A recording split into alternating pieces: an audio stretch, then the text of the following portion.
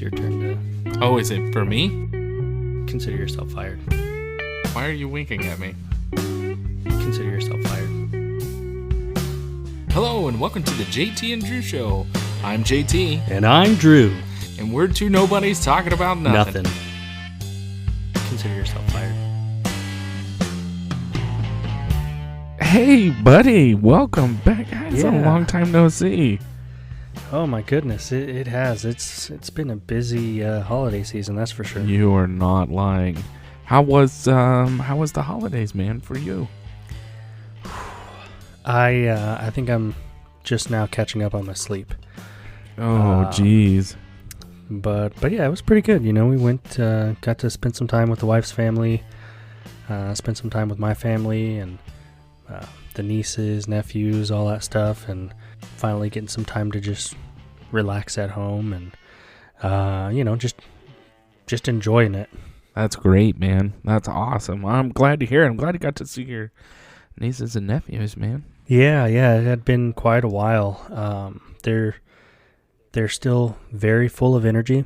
Good. But, you know, I find that visiting and seeing them in short amounts of time, short bursts or what have you, is great because then I can give them back to my brother and then he's got to deal with them.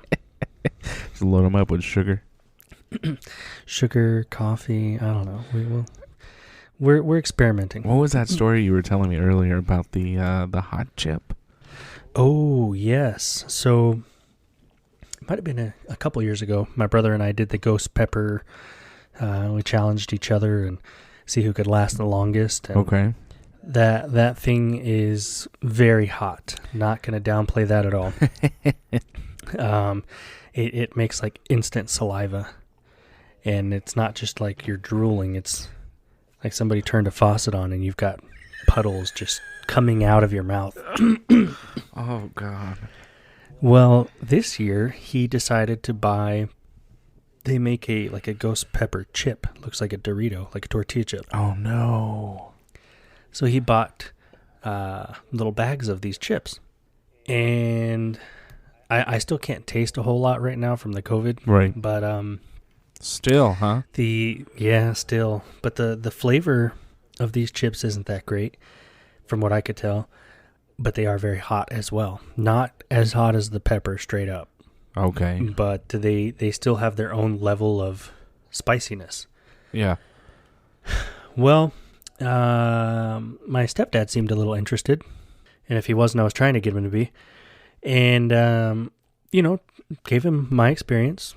Straightforward. Let him know, you know, yeah, they're hot, but they're not like stupid hot. Okay. So he took one. He ate it. And he's a pretty big dude, you know. He's... Gosh, I don't know, maybe like 6 foot. Oh, yeah. Big, burly man, lumberjack, redhead, big ZZ Top beard almost. Yeah, definitely not definitely not a person that would say, you know, get away from me, Lucky Charms, but, you know, almost. Right. Well, after eating this chip, he starts making a few funny grimaces or faces. Uh-huh. And I see him go to the kitchen, and he comes back with a glass of milk. And he must have done that 4 times or so. Oh, my God. And his face was about as red as his hair. Oh. And we all agreed the chip flavor, not very good. Right. You know, it's not tasty. But yes, very hot. The intensity is pretty good. And did you give said bite to niece or nephew? Well, if you know me, and for those of you that don't know me, you should know him. You're learning throughout this season or next that I'm all about building character. I think characters are really important. Agreed. And you know, this young lady, this niece of mine, she's 6 or 7. It's a good age. And I thought this was a great opportunity, a great mentor moment to help build some character. So I asked her if she would like a bite, and her daddy tried to convince her not to and not to trust me. I convinced her otherwise. There you go. And I don't know if she'll ever trust me again. Hey, building character. Yeah, exactly. She will hopefully forever remember that life lesson, whatever it is. That's great, man. Oh, poor thing. But how about you guys? What did y'all get into? Oh, no, not much, man. We started the holidays off sick. My oldest got everybody sick just before the holidays, so the future in-laws brought everything over, and it's funny because we were getting everything ready to have a nice Christmas morning and all that. Yeah. And so things were kind of like moved around a little bit, and it was not the cleanest, but it wasn't like super dirty, but it wasn't the cleanest. And they just walked in. I was like, oh, hey, whoops. So. Were you expecting them, or no. They just showed up? Yeah, no, we were totally expecting to run over there in the morning and just kind of do like a Christmas thing, and then last minute plans happen and couldn't do it, and then of course we were actually getting sick, and so we just said the hoot with it. They brought everything over, and we still had our Christmas morning, which was great. It was wonderful. So, well, good. Got all the kids something, and just make sure that the kids called and said thank you, and yeah, and my grandparents, or my granddad and his wife, I had to meet them about halfway between here and the Metroplex, and to pick up the kids' stuff. Of course, they got them things for Christmas, and it was a great combobble on that. And as we were calling people to thanks, you find out that things happen in the family, and not everybody had a great Christmas, and you just you feel terrible. I'm not going to go into detail, but sure. No drama or anything, just things happen. But we recently just came back from a trip from my folks. We finally had our Christmas late, but we had our Christmas, and just an amazing time to spend with my brother. My brother was actually a lot more talkative than normal. And yeah, and so hung out with my dad and my mom and all that. And then we wake up the morning we're supposed to leave, and the baby just projectile vomits everywhere. And I've seen videos like that, man. Yeah, and it wasn't just once. It was probably four or five times. Oh man! And I'm sitting here trying to catch it, as it's coming out, because I'm like, don't get it on the bed, but there's nothing I can do. So, yeah, so we did that. I forgot to tell you. What's up? Sorry, the projectile vomit made me think of it. I'm laying in bed. Yeah. I've got Luna in bed. Oh no. This is in the morning time. They've been outside, they're back inside. Okay. And she's kind of nestled up in my arm. The missus is taking a shower. Uh-huh. All of a sudden, my arm gets really warm really fast. Oh, no. So I'm like, oh, what is that?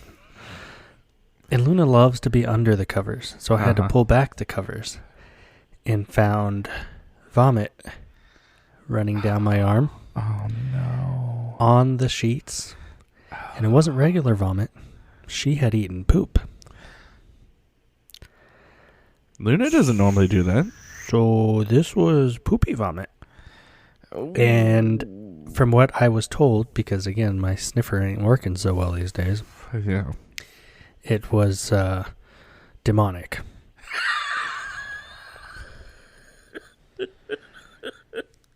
So thank God for mattress covers. And COVID. Yes. But tell me why. So I took the sheet off and everything, and I took it over to the tub because I was like, this needs to be rinsed before I wash it. Yeah. But tell me why I can't smell, but I'm still sitting there gagging, just looking at it. Because it's all mental at that point. Yeah, man. Oh, it's all, yeah. Yeah. So, so we get home, and we're thinking, oh, hey, the baby's got a bug. Come to find out, she can't have formula anymore. So that was it. That was the only thing. Because I was discussing it with my significant other, and we were trying to figure out what it is, what it isn't. Well, she apparently called the doctor today, and I didn't know. And they were like, yeah, she's not supposed to have formula anymore. She's supposed to have regular milk. Oh. Yeah, that would make sense. You know, of course, I have to go back through my time frames, and hey, listen. Yeah. 11 years ago was that was a long time ago. Yeah. So I've had a couple of naps since then. Well, hey, shout out to your brother. Noticed that he recently liked and subscribed to the show's Facebook page. Did he really? Yes, sir. That salsa. You know, what the heck's wrong with him? Yeah. I don't know if he's unsubscribed since then, but I just noticed recently that he's subscribed. He'll probably unsubscribe here in a little bit. Well, that's great, though. Yeah. I don't hate him even more. And for those of you listening... Which I don't. That's a joke. Be sure to become a fan of Elsie the Cow on Facebook. Borden Dutch Chocolate Milk. Oh, my God. We are not sponsored by them. Not yet. Not yet. Borden, if you're listening, I like your chocolate milk. Oh, my gosh. This guy right here, he's a big Borden's chocolate milk drinker, especially when it comes to donuts. Oh, yes, sir. I'm telling you, man, you missed your calling. You should have been a cop.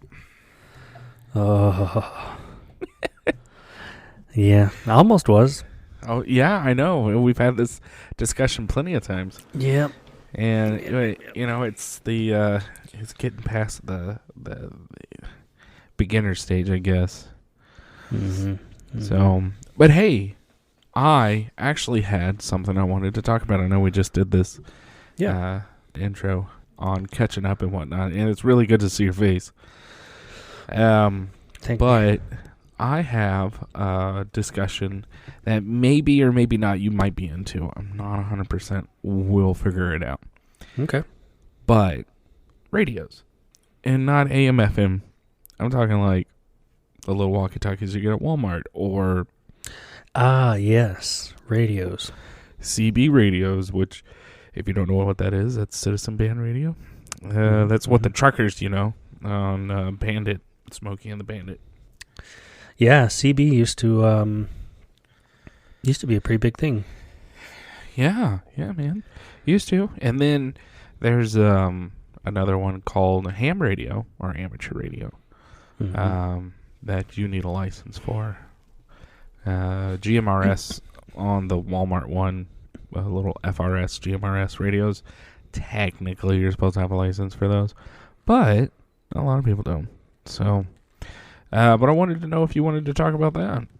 Yeah, let's dig into that. That's a very large topic. Very large, but I think we can skim the top. I'm gonna just keep on topic for a little bit. So yeah. All right, man. Let's get into it. Yep, let's do it. So, I guess what are the different categories? We can start with that, maybe. So, I mean, so the three categories for me, and I would love to have a discussion with our listeners if anyone has any more, gets in a little bit more detail than what we're fixing to get into. But you have your handheld walkie-talkies, which is FRS, GMRS, and then you would have your Citizen Band, which currently, as of this recording, I haven't seen them come out on FM yet, but they're supposed to. Most of it's AM, and then those go into like the upper and lower side bands. And then you have ham radio or amateur radio, which does like shortwave and long wave. And a really cool thing about that is moon bouncing, what some people do. And now, that's real quick. Hang on. Moon And what's really bouncing. hang on. When we get into ham radio, amateur radio, that's also where Morse code comes in, and that's a big selling point for that as well. You do not have to know Morse code now, but you can still get your license and then learn it and do it. Go ahead, moon bouncing. Let's go. Yeah, that's really cool. I did see that somebody had mentioned that they could, well, maybe not moon bounce, but talk to the International Space Station with a GMRS radio. I know the ISS has a ham radio on board, and they do talk to folks. I don't know about a GMRS one. Yeah, that's what I read. Could be bad information, but I thought it was really neat. Yeah, that is pretty neat, though. So, what's that in your hand? So going back in time, do you really want to know? This is a Baofeng dual band FM transceiver. What model? This is the UV5R V2 Plus. Oh, okay. So that's the 5R. That is a what kind of radio? This is a ham radio. Oh my gosh. That is amazing. So this was actually a pretty good topic to bring up. It sure was. Okay. Who got you into radios? It's like my ears were burning on your head. I'd say here recently, you've really got me into it more so. Oh, there you go. You know, there's always been a little bit of interest, but yeah, getting into it, like getting into the weeds of it, right? Mm-hmm. Understanding what you're doing, not just like you said in the beginning, like going to Walmart, pick up a set of walkie-talkies, and you know, having those for a camping trip or a road trip or whatever. Very basic, which is fine. Nothing wrong with that. But we've all done it, and I think that's kind of how a lot of us get into it.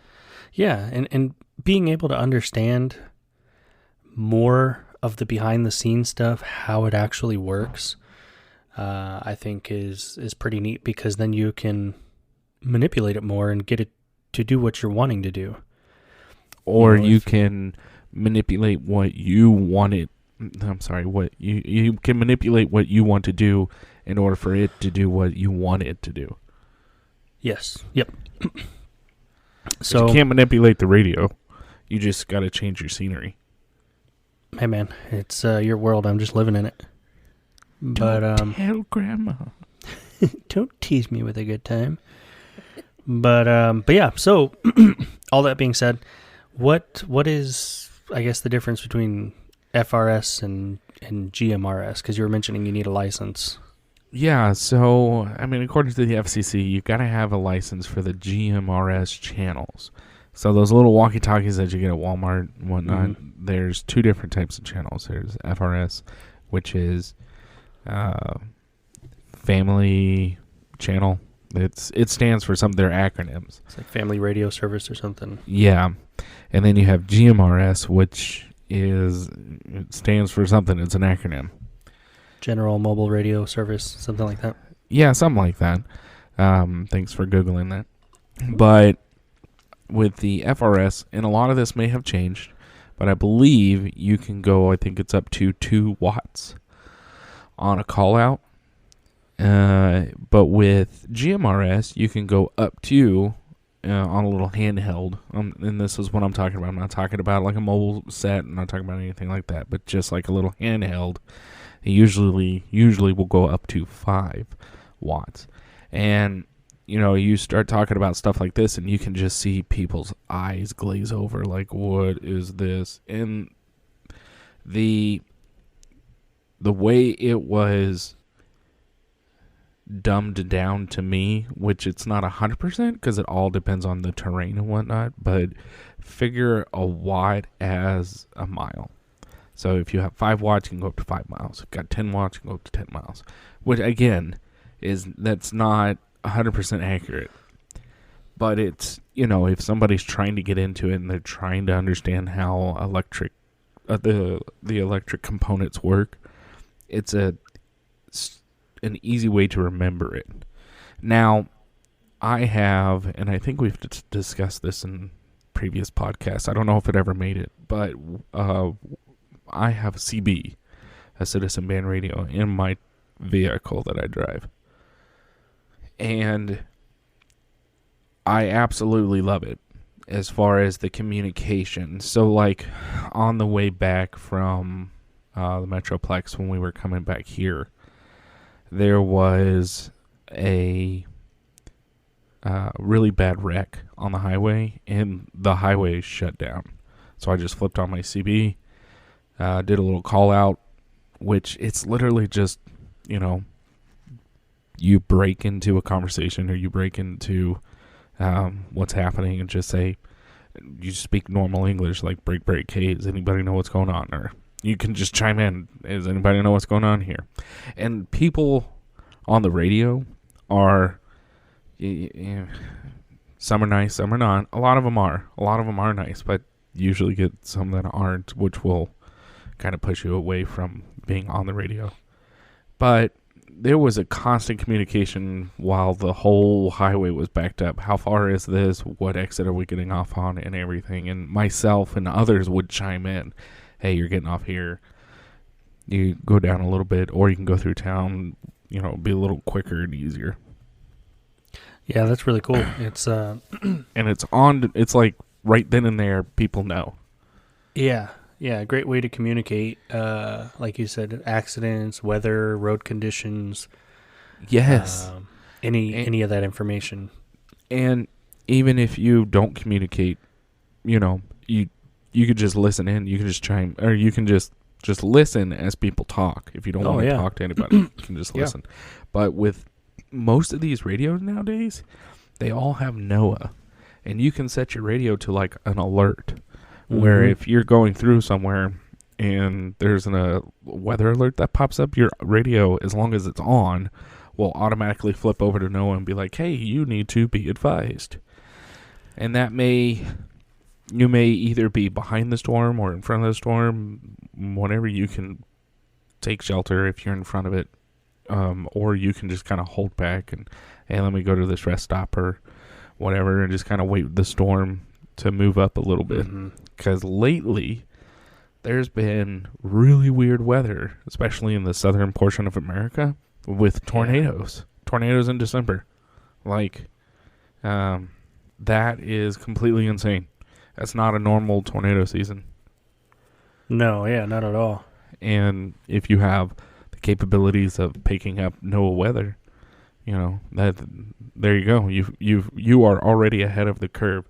Park your vehicle, pull up your phone, and track the weather. Right, or even if you're in an area where you're not getting cell reception or it's spotty, you can turn on your CB, and if it's picking up those waves, you can get your NOAA alerts, or you can communicate with somebody else on the road, like you were saying. And I know sometimes when we're traveling to visit the wife's family, there are short areas on the road there where cell signal drops to nothing. Oh, yeah. But I've been able to communicate through the CB, So, I mean, it's neat to have both. Some people may make the argument, well, we have cell phones, we don't need that now. Okay, but, they do come in handy when your cell phones aren't usable. Right. Or, like, when I go drop the kids off to go see their mom. I mean, it's been a while since I've done this, but if I'm going from here towards the San Antonio area, say, or Houston, there's a huge amount of area where I have no cell service. And my only communication is if anyone has a CB. And a lot of times in between those little country roads that you get before you get to the highways, nobody's got one. Yeah. So every now and then you'll get somebody who has a base station. Oh, yeah. See, and that's another C. And all I'm sitting here for GMRS, I'm talking about walkie-talkies. CB, I'm just the mobile stuff that you throw in your truck or your car. I've had a CB radio in every single vehicle I've ever owned. Yeah. And the radio itself is $40 at Walmart. And if they don't have it on the shelf, you can order it and they'll get it to you. And start with that. It's the name brand is Cobra. It's a really good radio for what it is. They've got the little $15 antennas that you can stick through your trunk, and you can hook it up to your vehicle. And well, so you can still do the magnetic mount too. No, yeah, that's what I'm saying. The magnetic on your trunk. Oh yeah. And just kind of go up, because that's how I always had it set up. Now, digging into it even more than what I was doing when I was like, oh hey, I'll just have a CB. Yeah. Tuning your antenna. I didn't even know that was a thing until more recently. Well, I remember when I got my first setup there, and we were doing range tests and whatnot just to kind of see in the city. Yep, you and me. Oh, yeah. And I had my Walmart magnetic mount antenna, my little Cobra 19 radio in my car, and I think we had hit, at one point, like up to 18, 19 miles, something like that. Yeah. Yeah, it was just with that little setup. It wasn't anything stupid, crazy. Oh, I spent several $100s or anything. I think all in all, it was about 55, maybe $60. Yeah. Yeah, it wasn't. It's not a bad thing at all.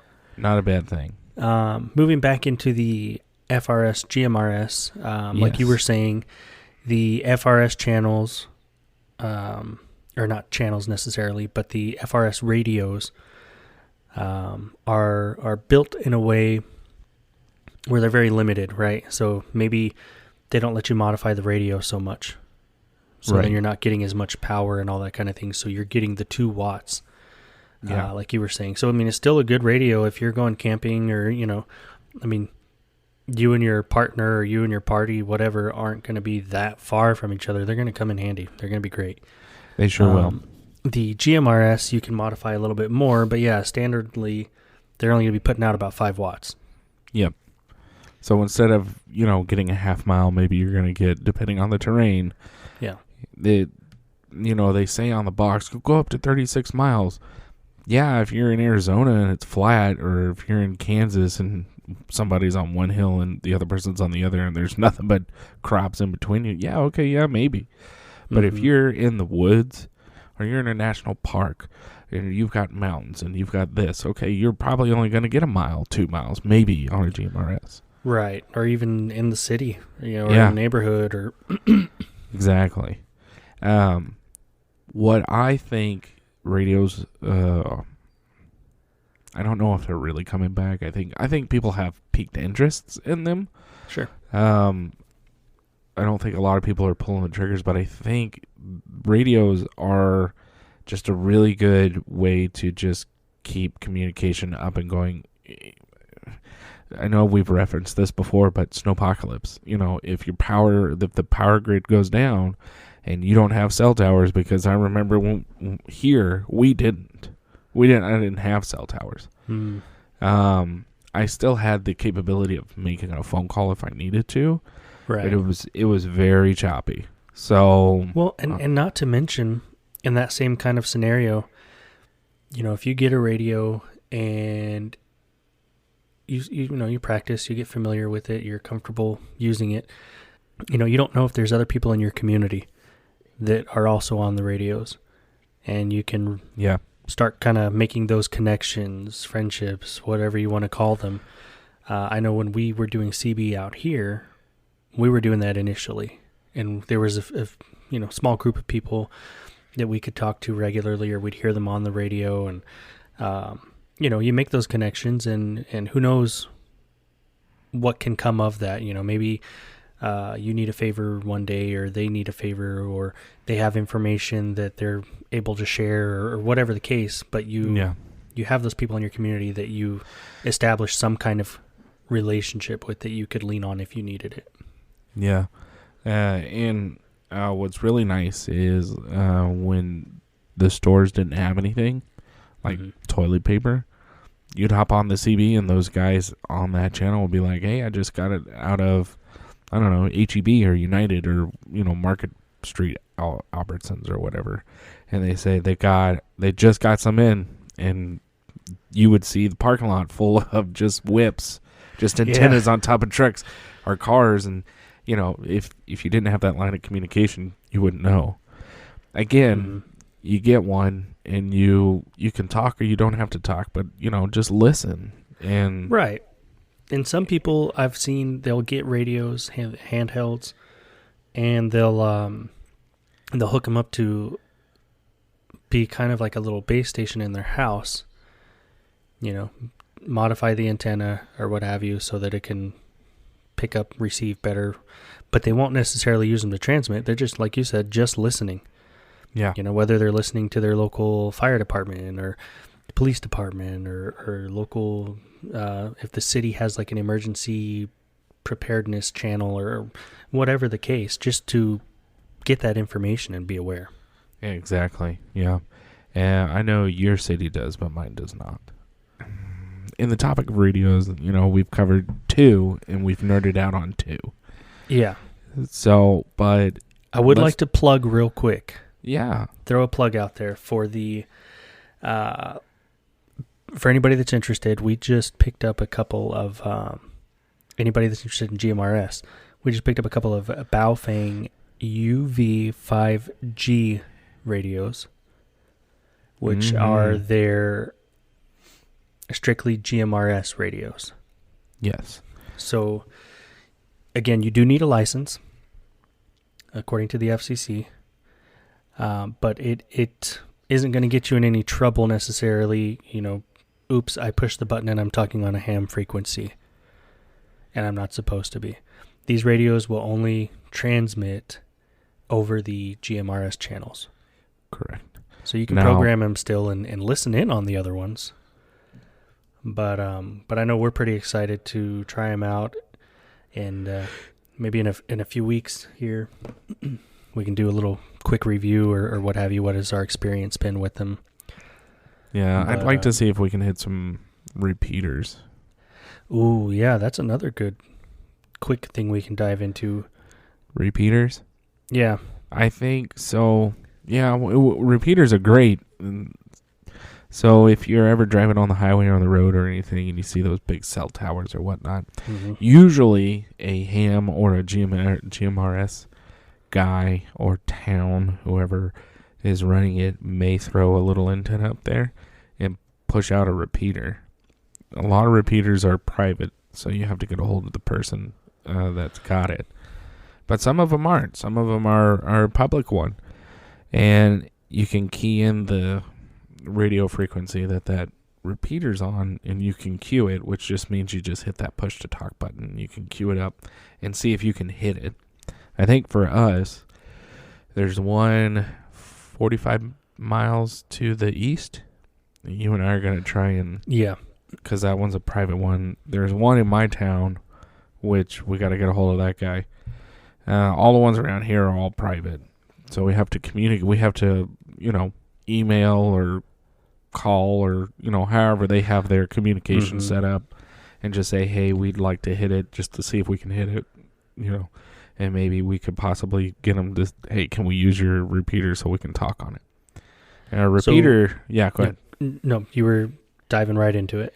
Okay, well, I was going to say a repeater is just a box that just displays a radio frequency that is attached to an antenna that it's what it says. It's a repeater. It just, you talk to the repeater and then the repeater literally repeats what you said, but it'll go out to 100 miles or 200 miles, depending on how many watts it is. So instead of talking radio to radio, you're talking to the repeater sends out your message, the other radio can receive it.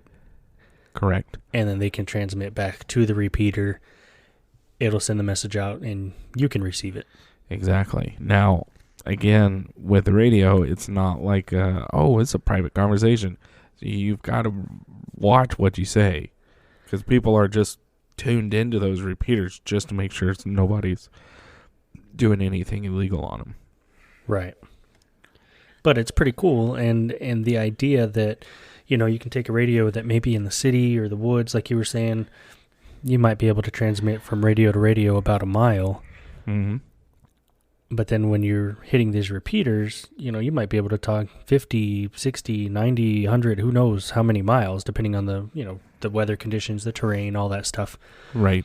But being able to hit that tower, hit that antenna, and then have that message go out to whoever on the other end. That's just neat to me. Oh, it is. And, in this we can segue into the next radio topic, which would be amateur and ham radios. These guys hit repeaters all the time. There's ham or amateur radio repeaters everywhere, all across the country.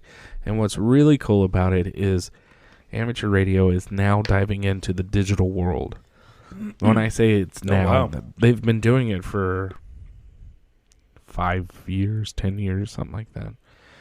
But there was, and you can YouTube it, there was a guy in California who was talking to another guy in New York State. I don't know if he was in the city or if he was in the state. But just pinging off of these digital tower repeaters, they literally could have a communication. Now, you and me are going to understand this, but it was just like the MWR phone calls that you used to get out in deployments. So you would talk, and then you'd wait a few seconds. Yeah. And then you'd hear the response, and then you had to... So it's not like a, hey, how's it going? Oh, good, how are you? It's not that conversation. It's, hey, how's it going?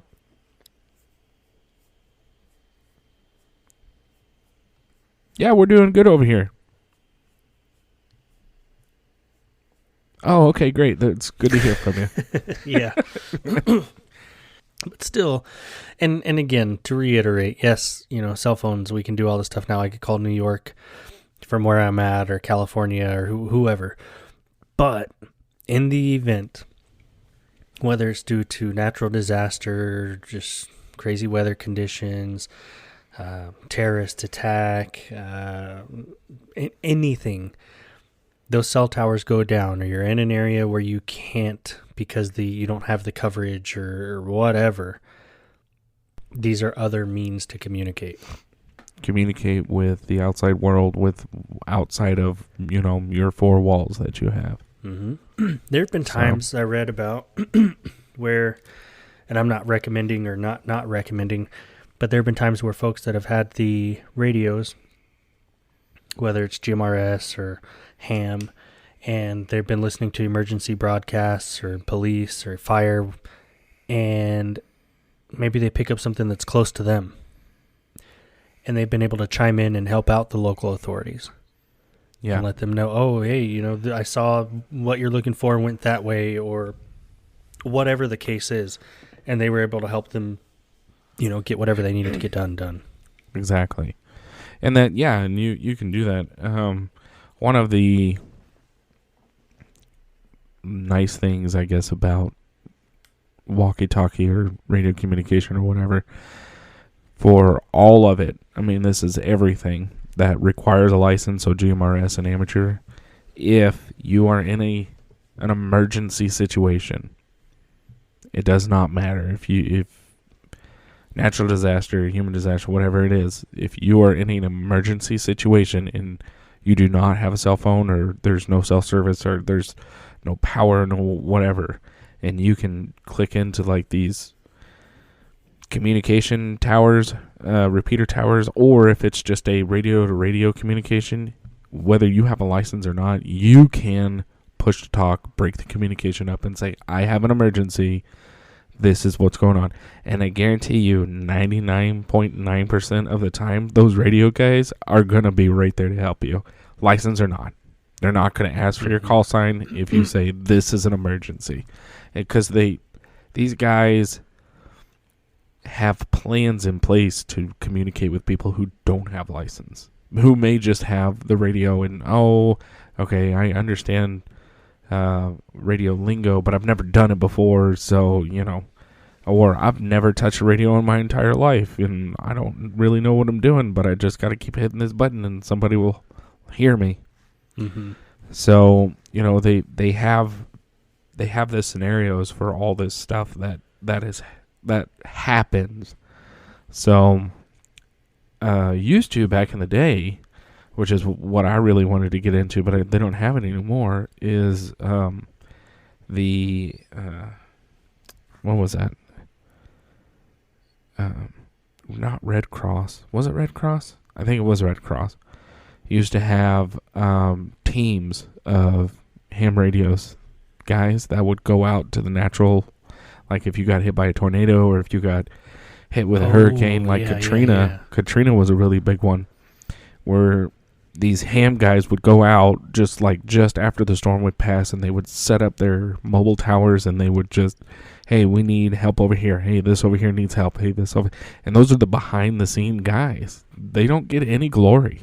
Yeah, people don't realize, how important being able to communicate is until you lose the accessibility to it. Yep. So, and there's, again, you can Google it. There's radio communications from ham radio guys that stayed during Katrina. I think it was in New Orleans. And I think it's like an hour video, but they go through every segment of what ham radios were doing for the communities. And one of them really stuck out to me, which was the ham guys were calling the police on the ham radios and saying, you need to get over to this place because these people are breaking into this hospital. Oh, yeah. So, and that one was pretty good. I think it's like a 15-minute segment of that whole hour, but just to, nope, the glass is breaking. Oh, this is happening. This is happening. They're communicating. And they're like, okay, we've got troopers 5 minutes out or whatever. Yeah. And these guys are just communicating what's happening to the police station in real time. Yeah, I would say, or I would recommend anybody that's interested, do your research, obviously. Figure out what you want to get. Educate yourself. Look at the licensing requirements. Look at the lingo. Look at the just everything and anything. There's tons and tons of information out there. Forums, websites. There's no shortage of information on FRS, GMRS, ham. There's even MERS, which everything the vibes that I've gotten from that is just kind of like, yeah, whatever. They're like the redheaded stepchild. Yeah. But there's all kinds of information out there. CB, all that. Yes. Do your research on it. See if it's something you're interested in. If you are, I would highly recommend just go for it. Again, there's really, really cheap intro ways to get into it without, breaking the bank or, making a huge commitment or what have you. And even Google, see if there's any folks in your community or clubs or whatever that you might get into or talk to or pick people's brains or send us an email or whatever. We'd be more than happy to share with you or talk to you or take questions or, whatever we can do. Yeah, or help you with your research and, which rabbit hole to go down and which one not to. Yeah. So it's fun, it's expensive, and if stuff like that interests you, it's really super addicting. Well, yeah, I would say it can get expensive over time, sure. Yeah, sure can. Entry level, not too bad. Yeah, you really shouldn't be spending more, like we already touched on the topic for CBs, like $30-$40. These ones that we just bought for the GMRS, they're about $30 a piece. So, it can be pretty inexpensive if you're just wanting to get your feet wet. Yep. Nothing out there says that, well, in order to, go 300 miles or 100 miles longer, whatever, you need to spend $1,000 on a radio or $500 or this or that. No. Yeah. You don't need to do any of that. Nope. It can be just as expensive as you want it to be. Yep. But people are going to tell you, hey, this brand works better than this brand. Yaesu is better than Pioneer or, whoever. And make your own assessment, whatever works. Yep. For us, Baofeng, because we're dipping our toes in, is the way we want to go right now. Yeah, we're dipping our toes in. We've done a buttload of research, and there's so many accessories already in that market, And you've had some previous experience with Baofeng, so... Oh, yeah. Yeah, I've got, I've had 3 Baofeng radios, 2 of the U5Rs, and I have a HP 8P. And, what was really cool for me when I was first stepping in and I only had the one U5R, there were some bad storms in our area, really bad storms. And there was these guys, I'm listening to the amateur radio frequencies, and they're in a town about 20 miles north of us, or I don't remember. They weren't that far away. And they're in a mobile unit, and they're talking back to NOAA, which is a town 90 miles south of where we're at now. So the main headquarters. So they're 20 miles north of me, talking to a town 90 miles south of me, and everybody's they're all hitting the repeater towers, so just so they could get that distance. Yeah. But what had happened is a little tornado kind of came through this little town. Not a big one. I think it was an EF0 or whatever, but it was, still a tornado. And I guess they were new to it, kind of like, oh, hey, we got our license, we've got our certifications for this, we're going to try it out, we're on call. So they're going out and they're calling back to NOAA, hey, this is what's going on in this town. And all of a sudden you just hear, oh no, please don't. Oh, and man. I was like, oh no, what happened?